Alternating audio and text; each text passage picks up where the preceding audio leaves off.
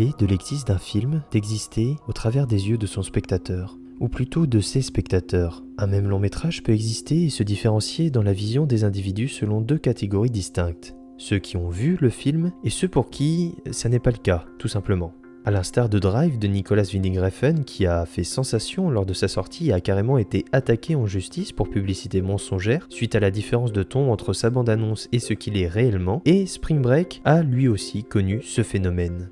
Sorti dans les cinémas français en 2013, mais a commencé son exploitation dans les festivals une année plus tôt, le long métrage de Harmony Korine a déchaîné les passions. Sensiblement bicéphale dans son accueil, déstabilisant les spectateurs les plus innocents et surprenant pour les cinéphiles les plus adeptes du travail du cinéaste américain, Spring Breakers renverse les dogmes du teen movie irrévérencieux après le succès populaire de Projet X. Volontairement anti-fun et mélancolique à souhait, ça n'est pourtant pas la première chose qui vient à l'esprit d'un spectateur vierge de toute approche avec le film, en tout cas aux premiers abords. Spring Breakers est en réalité un film bien plus intelligent qui veut nous le faire croire.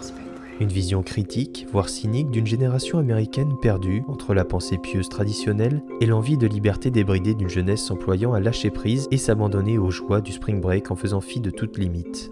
On est donc constamment devant le fait accompli, celui de l'orgie jouissive de l'introduction qui, par le biais de la narration et d'un montage particulièrement soigné, prend au fur et à mesure du récit un tout autre sens, une dimension bicéphale qui ne cesse de faire des allers-retours ou des indices, dans le travail du montage et du son, font du film un ensemble homogène mais en son sein multiple.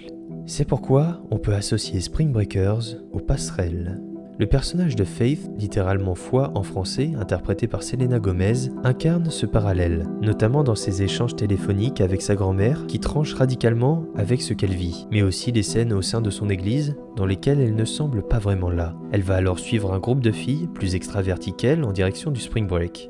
Dans un premier temps, elles n'ont rien en commun, mais se retrouvent dans leur sentiment d'exaspération du quotidien. Le casting des actrices n'est pas anodin dans la mesure où une image de jeune fille joyeuse et innocente leur colle à la peau, puisqu'elles sont essentiellement connues pour avoir marqué une génération d'enfants dans les productions de Disney Channel. La décision que Faith prend se fait, dans son cas, sur un pont. Oui, ça peut paraître anodin, mais cette figure architecturale, répandue dans notre paysage, est utilisée ici pour exprimer le passage de différents stades dans la vie des protagonistes. Et ce passage, d'une dimension bien réelle de la vie malheureuse quotidienne et la vie libre et heureuse du spring break, il est ainsi symbolisé par les passerelles, un outil pour le metteur en scène afin de caractériser le réel et l'irréel, le quotidien et le fantasque d'un monde sans limite.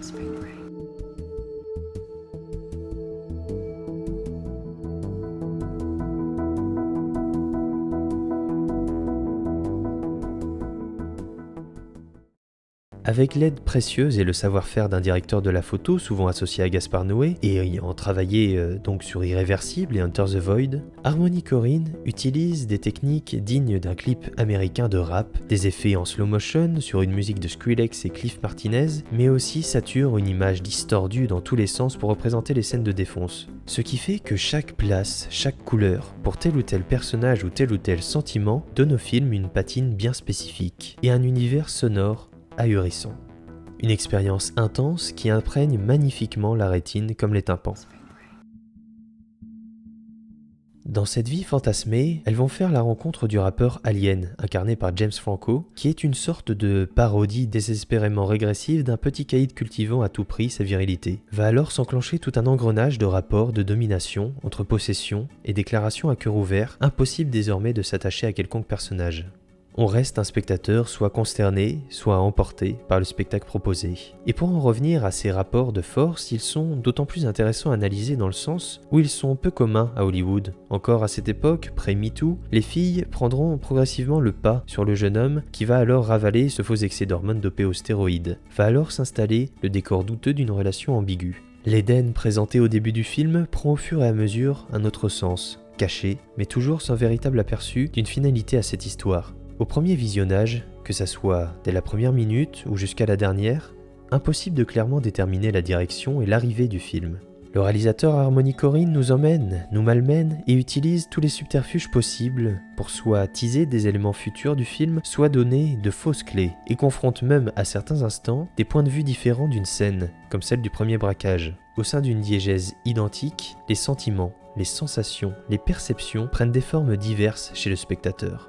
Alors au-delà de l'aspect bordélique de cette présentation somme toute succincte vis-à-vis du champ immense d'interprétation et d'analyse que propose Spring Breakers, j'espère avoir pu éclairer certains sur ce film. Je dois aussi confesser que même après de multiples visionnages, je ne suis personnellement pas fixé sur le film. Je veux dire, c'est un film qui évolue dans l'esprit. C'est une entité insaisissable, obsessionnelle et aux possibilités de regard et d'écoute infinies. Harmony Korine a réussi le pari de berner tout le monde en faisant croire aux gros baveux qui tâchent pour jeunes pubères à la recherche de leur dose d'hormones et présente finalement une œuvre d'auteur, se rapprochant plus d'un long métrage indépendant que d'un divertissement bon à jeter au tout venant.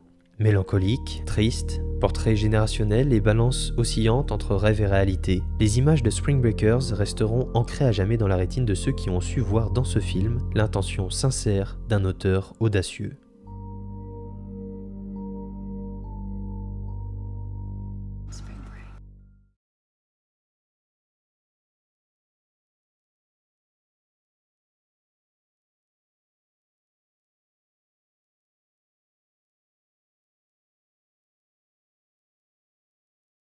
Spring break forever, bitches.